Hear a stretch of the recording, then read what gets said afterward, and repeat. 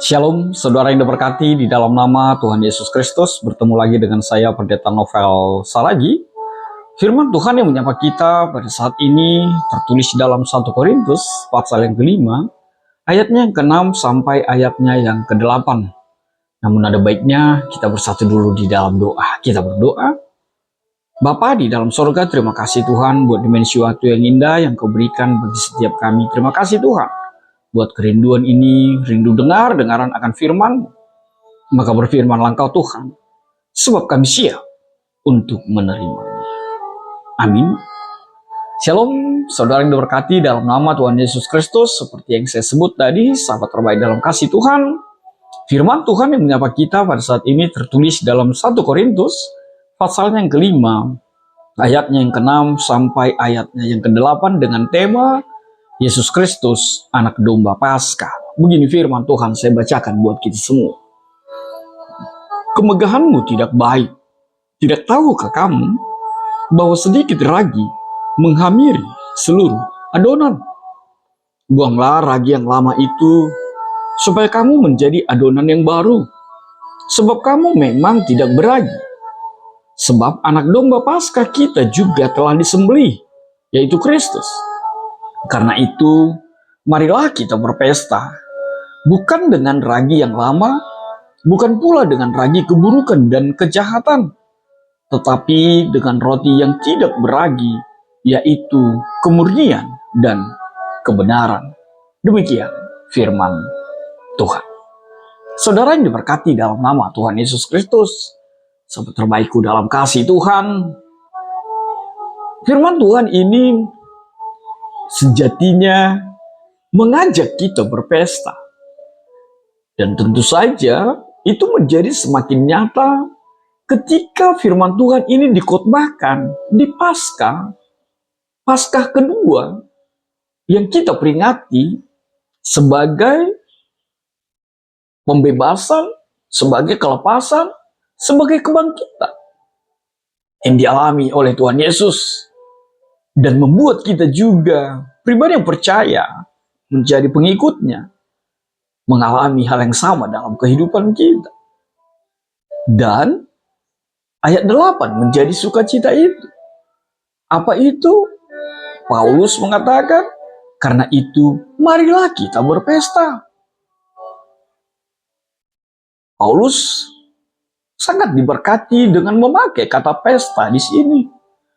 Sebab memang Paulus ingin mengungkapkan sebuah kenyataan iman, sebuah kenyataan sebagai pengikut Kristus, bahwa memang sejatinya kita adalah pribadi yang berpesta, yang bersuka, yang beria-ria atas Paskah itu, atas kemenangan dari Tuhan Yesus mengalahkan kematian itu sendiri.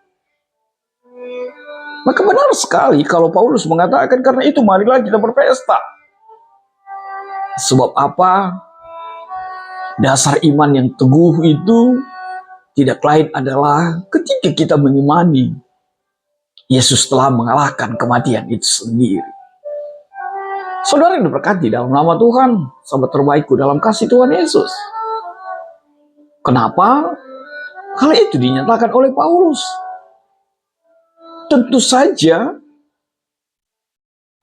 Paulus ingin menegaskan bahwa orang percaya, orang yang mengimani, orang yang menjadi pengikut Kristus sejatinya adalah pribadi yang bersukacita, seperti yang saya sebut tadi, sejatinya sebagai pribadi yang bersukaria atas kemenangan yang sesungguhnya di dalam kehidupan umat orang percaya.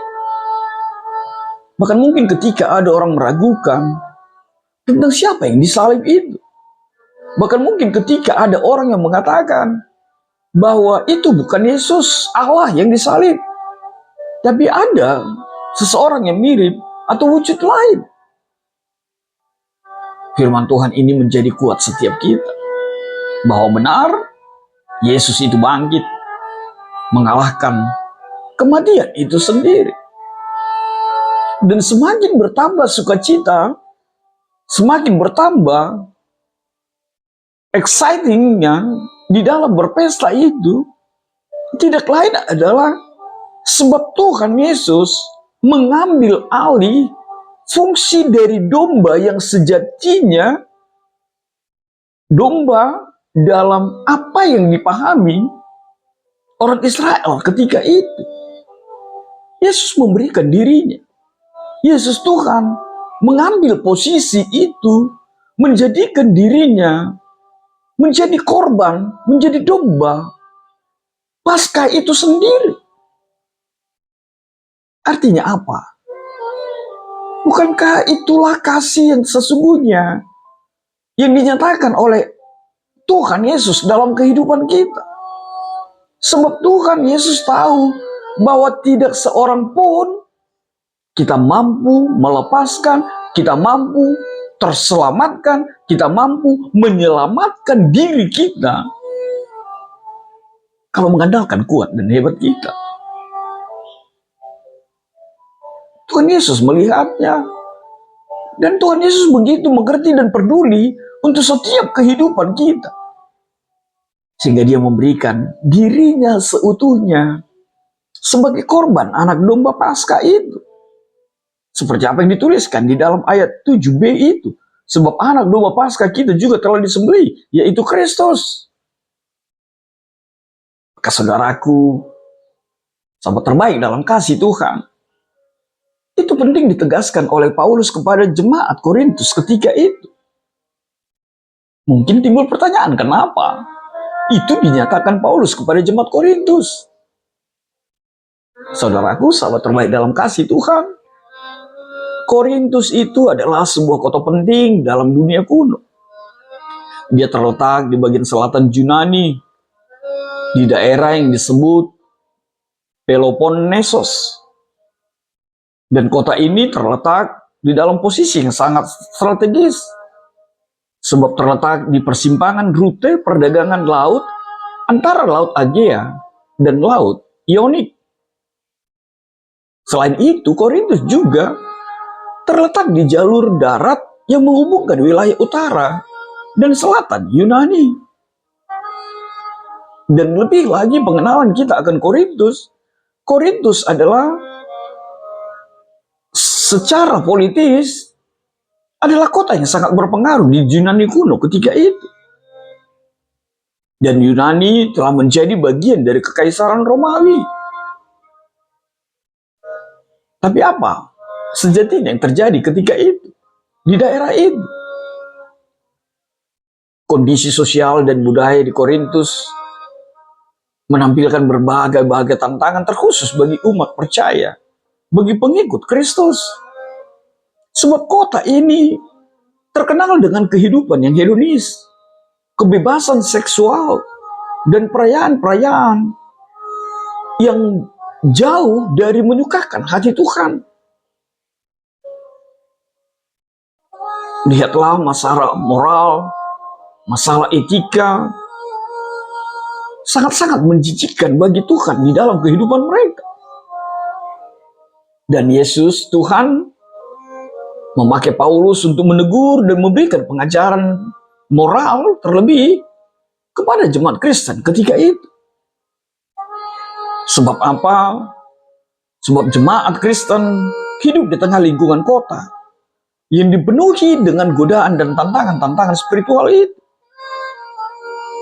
Maka saudaraku, sahabat terbaik dalam kasih Tuhan, Paulus perlu menuliskannya. Paulus perlu menegaskannya. Sebab bahkan justru jemaat di sana terkontaminasi, bahkan hidup di dalam keberdosaan itu. Itu sebabnya Paulus memakai kata ragi itu.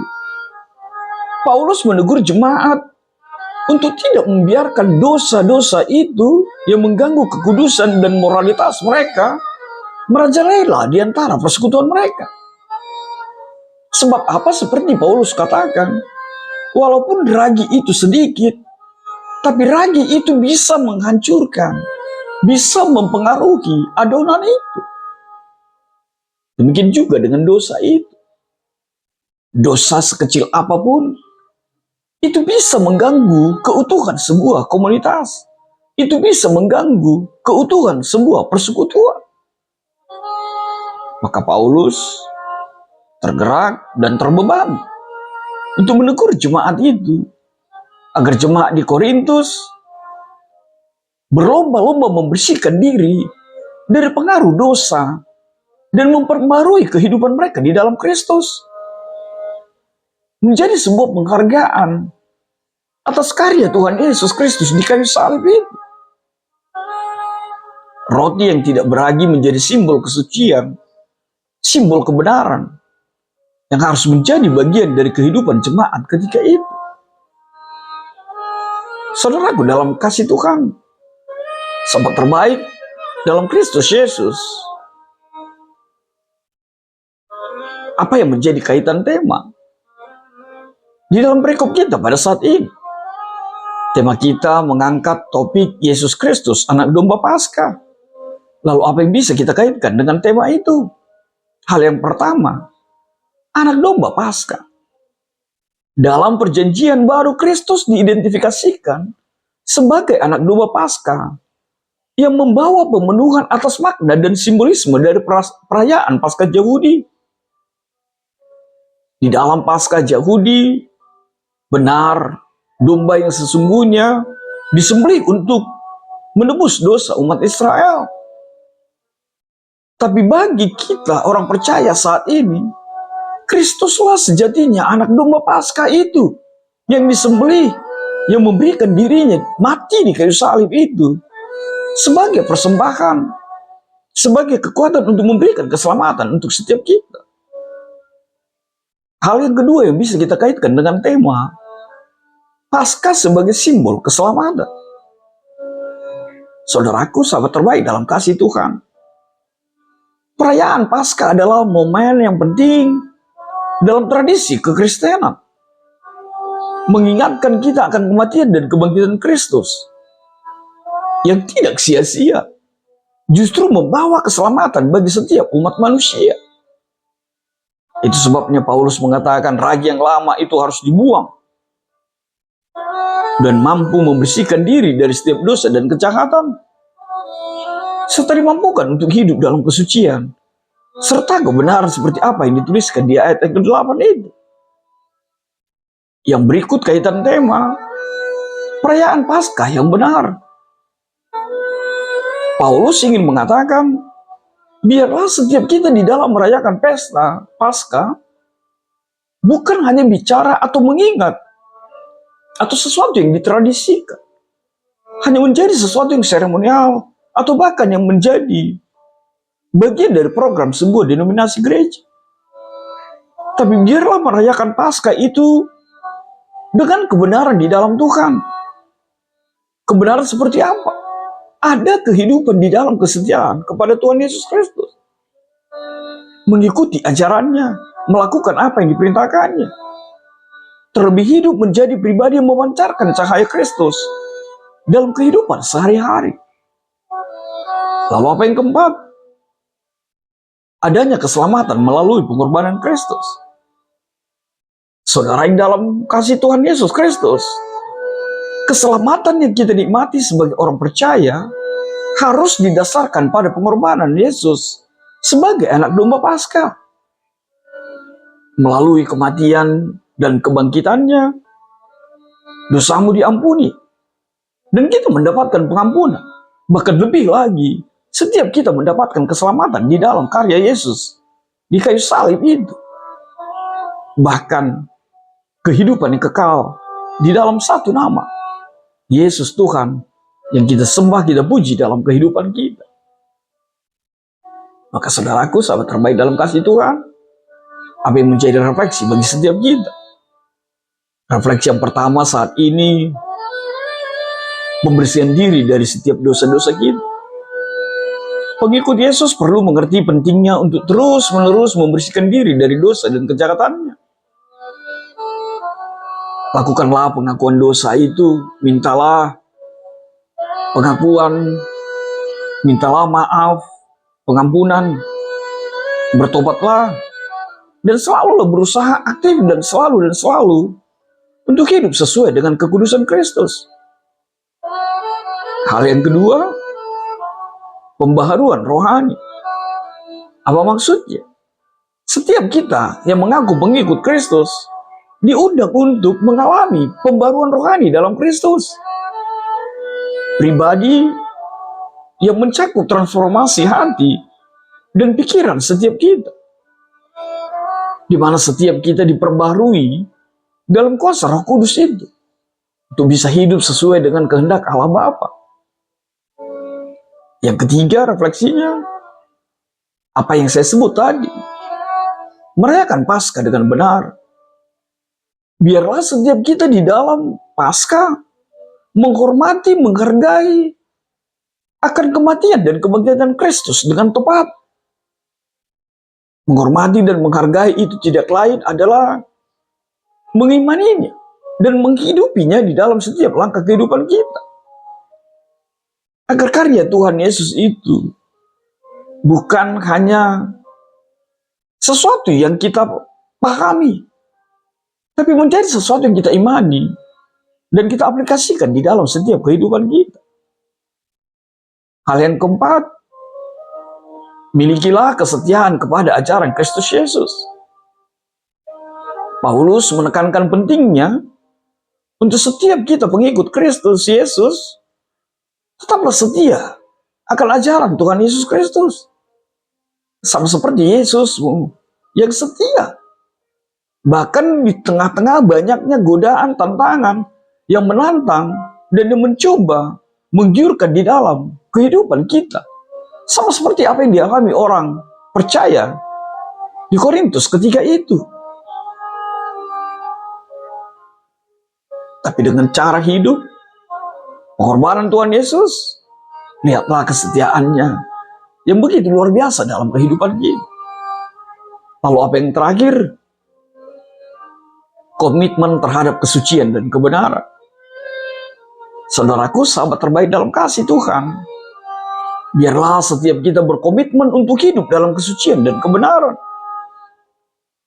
Biarlah setiap kita juga dipanggil dan mau menjadi saksi Kristus di tengah-tengah dunia ini. Dengan cara apa? Pancarkanlah cahaya Kristus dalam kehidupanmu sehari-hari. Perlihatkanlah dan pertontonkanlah bahwa memang engkau memiliki Tuhan Yesus yang memberikan keselamatan, bahkan memberikan kehidupan kekal di tengah-tengah kehidupanmu. Tuhan memberkatimu. Amin. Kita bersatu dalam doa. Terima kasih Tuhan buat kebenaran firman-Mu. Biarlah firman-Mu menjadi kuat setiap kami, dan kami tetap hidup di dalam iman yang pasti bahwa Yesus telah menang, dibangkitkan, mengalahkan kematian, memampukan kami menjadi pribadi yang diselamatkan, bahkan memperoleh kehidupan yang kekal di dalam satu nama, Yesus Kristus Tuhan kami yang hidup. Amin.